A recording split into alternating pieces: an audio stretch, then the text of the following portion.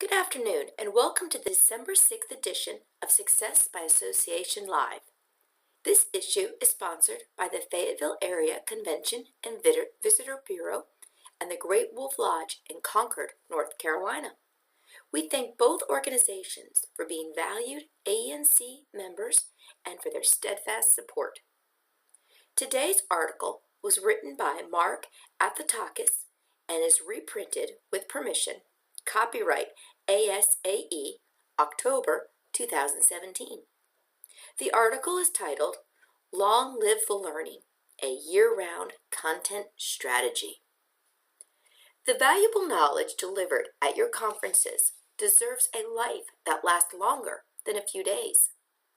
From live streaming and hashtags to webinars and podcasts, associations are getting savvier at making conference wisdom part of a year-round content strategy that adds value for attendees and engages a wider audience. For association professionals taking time away from office and the home, a 3 to 5 day conference can feel like a long stretch. But from a content perspective, those few days can be frustratingly short. So much valuable knowledge is shared at keynotes and breakout sessions, and it's at risk of all but vanishing in less than a week. Alicia C. Abersold, Senior Vice President of Communications and Strategic Development at the National Council for Behavioral Health, has been trying to keep the conversation around its conference and the content delivered there going year-round. At its 2017 annual conference, the National Council launched the hashtag BH365 alongside its conference hashtag to press the message that the material presented during the event is designed for discussion 365 days a year. Nobody can force a hashtag to go viral, but the National Council has succeeded at stoking that conversation through Twitter chats with speakers before and after the conference, and by assigning staff members and volunteer ambassadors to keep conference content in circulation. We've learned that people were craving that year-round conversation around behavioral health, Abersold says. That's just one example of the ways associations are advancing well beyond the familiar business of selling recordings to keep conference content working. The new tools of choice range from Facebook Live sessions to podcasts to video segments and newsletters. Meanwhile, they're dispelling the myth that extending the reach of conference content cannibalizes attendance. In fact, meetings professionals say the extra effort to increase the lifespan of content also increases attendee engagement and encourages non-attendees to engage as well. Part 1. Setting strategy. The tactics that many associations have used to bolster and repurpose conference content can be more complex than they seem.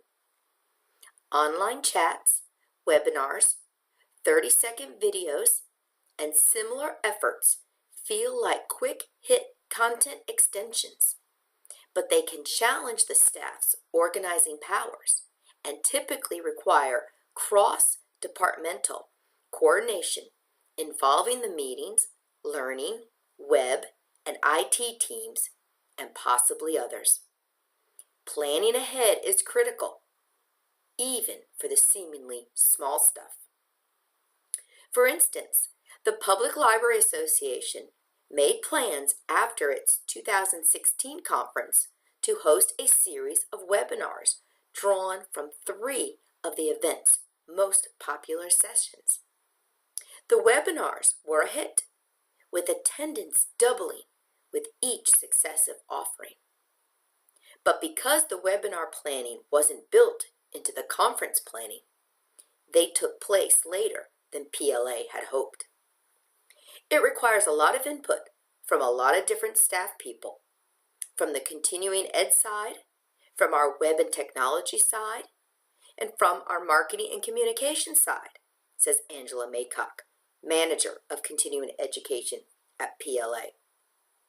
We find that any webinar, no matter how small or how seemingly easy to put together, ends up requiring at least 3 or 4 people's fingerprints on it to produce.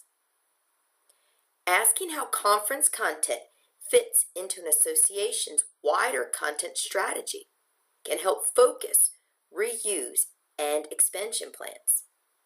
Holly Amantangelo, Director of Education at the Legal Marketing Association, used 150 video recordings from 2 years' worth of conferences to build up LMA's content on industry competencies.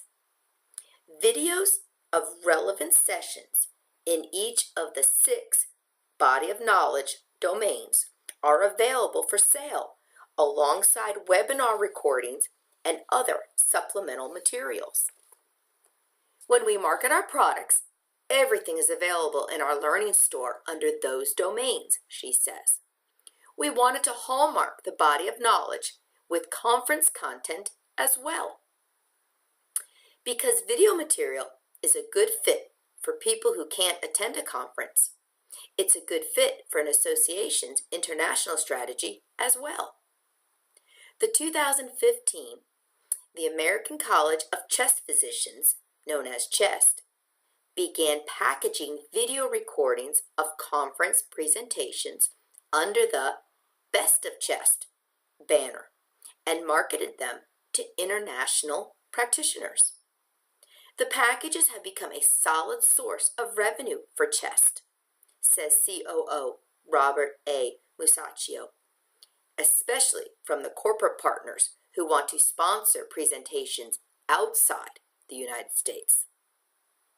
Selling conference content overseas requires some negotiation over pricing, Musacchio says, and there's no magic formula for determining what conference content can be most effectively resold to which audiences. But Amantangelo notes that developing a clear sense of what audiences want and building a strategy around it over time can reap dividends. If you think about it as building more of a content and learning strategy for your members over the long run, and you're building up your library of your resources, then I think those as investments are going to come back tenfold over the course of time, she says. Part 2, before, during, after, and long after. A great speaker is gold during a conference and can be equally valuable before and after it.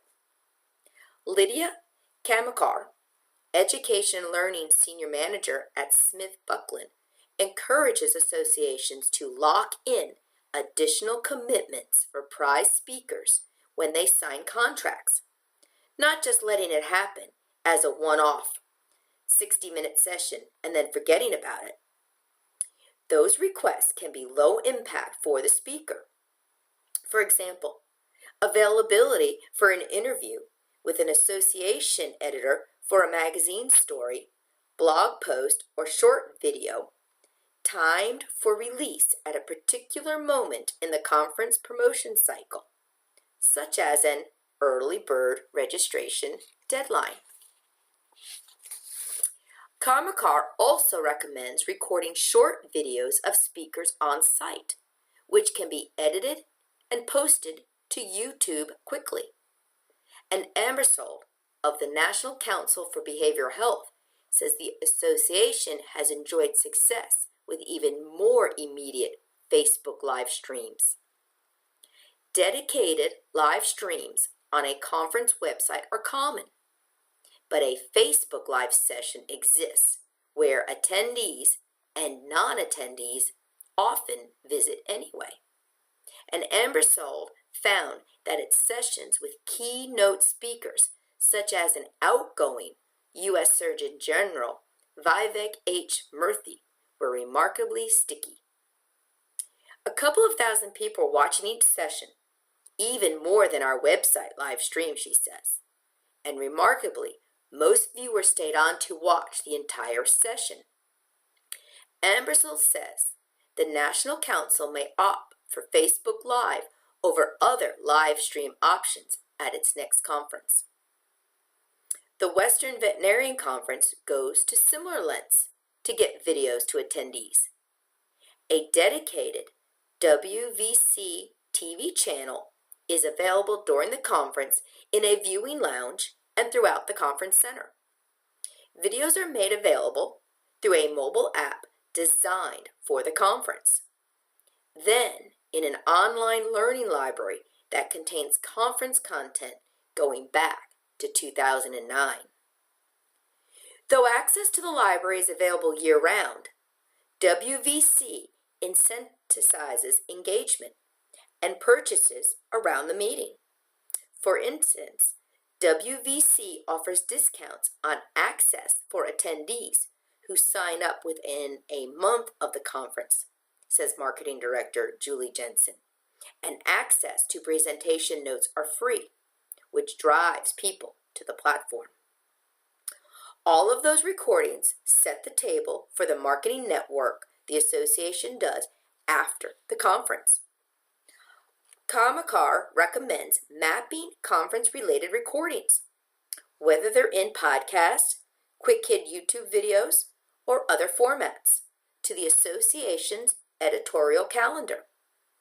Ambersol likes to have relevant videos and other conference materials ready to use in email newsletters, especially if they address topics that are getting a lot of immediate attention. Push that content out through the year like it's a brand new content, she says. Just make sure that delivering content year-round doesn't diminish attendees' feelings that going to the conference in person had special value. Think about what you want to reserve for those who attended the conference, says Kamakar. That might be that only attendees see the PowerPoint handouts for the first couple of months. The public only sees the short videos. The combination of an exciting in-person experience and remote year-round engagement makes for a powerful learning content strategy, Kamakar says.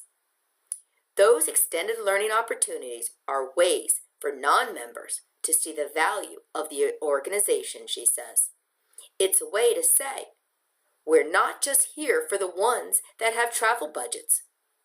We're here for everybody. That concludes the article. We hope you have a great day.